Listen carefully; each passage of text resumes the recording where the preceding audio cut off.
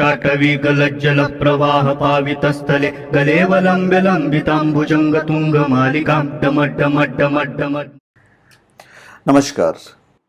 और हम आपको बताएंगे कि हमारे जो रिसर्च है अंतरिक्ष एजेंसी नासा का और जो लोग रिसर्च कर रहे हैं उनके हिसाब से रावण के शव का क्या हुआ। आज भी वहाँ पे रिसर्च चालू है।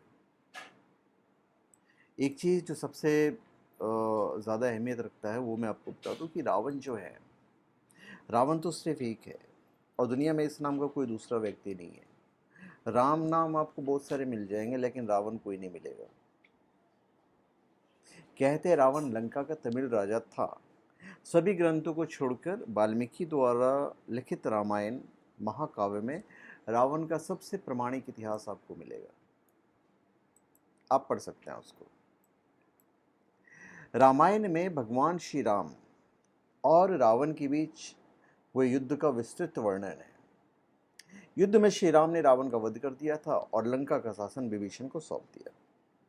ऐसे में प्रश्न स्वाभाविक है कि रावण के शव का क्या हुआ, उसका अंतिम संस्कार कहाँ किया गया। ऐसे तमाम सवाल आज भी बरकरार हैं। लेकिन श्रीलंका के अनेक लोगों का मानना है कि रावण का शव आज भी धरती पर मौजूद है।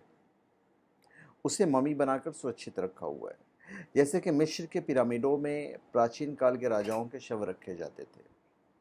श्रीलंका के पुरातत्व विभाग ने भी इस बात का जिक्र किया था। यह ममी कहाँ रखा गया है, इसका भी रिसर्च हुआ है। माना जाता है कि जब रावण का वध कर दिया गया तो उसके सैनिकों ने उसे पुनर्जीवित करने का बहुत प्रयास किए, लेकिन उन्हें कामयाबी नहीं मिली। वो सबके प्रिय राजा थे, वो शव को जलाना नहीं चाहते थे। विभिन्न रसायनों का इस्तेमाल करके मम्मी का रूप दे दिया और फिर उन्होंने रख दिया। अब रिसर्च क्या कहता है वो हम आपको बताते हैं। आपको बता दें कि वहाँ पर रिसर्च कर रहे लोगों ने श्रीलंका में 50 ऐसे स्थल खोजने का दावा किया है जिनका संबंध सीधा रामायण से है। उनकी रिसर्च में गुफा का जिक्र किया गया है जिसमें रावण का शव रखा गया था और ये गुफा श्रीलंका के रैगेला के जंगलों के बीच में मौजूद है। आप सभी ने बचपन में रामलीला देखी होगी और उसमें भगवान श्री राम ने रावण का वध किया हुआ है। मान्यता है कि श्रीलंका में रावण की गुफा है जहां उसने तपस्या की थी और कहा जाता है कि इसी गुफा में आज भी रावण का शव सुरक्षित रखा हुआ है। रैगेला के इलाके में यह गुफा 8000 फुट की ऊंचाई पर स्थित है, ये भी माना जाता है। और ये तो खैर रिसर्च है, इसमें मानने की कोई बात नहीं है। और रावण बहुत ताकतवर और पराक्रमी था और उस युग में जो हाइट थी सबकी वो अच्छी खासी हाइट होती थी। सब कहते थे कि 14 हाथ के होते थे।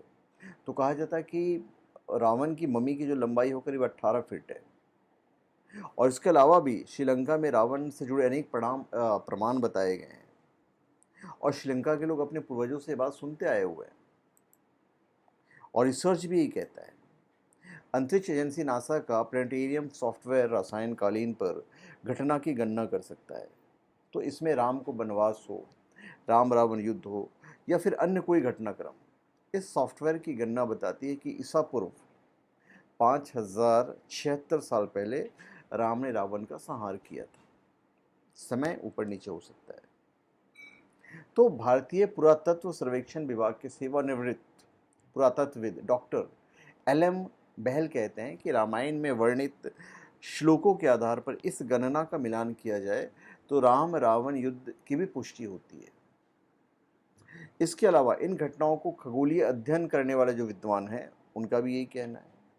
भौतिक शास्त्री डॉक्टर पुष्कर भटनागर ने रामायण की तिथियों का खगोलीय अध्ययन किया तो ईसा पूर्व 5076 साल से पहले से आज तक रावण का शव श्रीलंका की रणागिल की गुफा में सुरक्षित रखा हुआ है। यानी कि आज उसे 7000 समझ लीजिए 90 वर्ष हो चुके हैं। ये यूँ समझ लीजिए कि 7100 वर्ष और पकड़ लीजिए। तो ये उसके शव का वास्तु स्थिति है जो रिसर्च कहता है। तो धन्यवाद। आप सबका हमारे चैनल पे स्वागत है। आप हमारे चैनल पे सब्सक्राइब करें और अपने कमेंट दीजिए। धन्यवाद।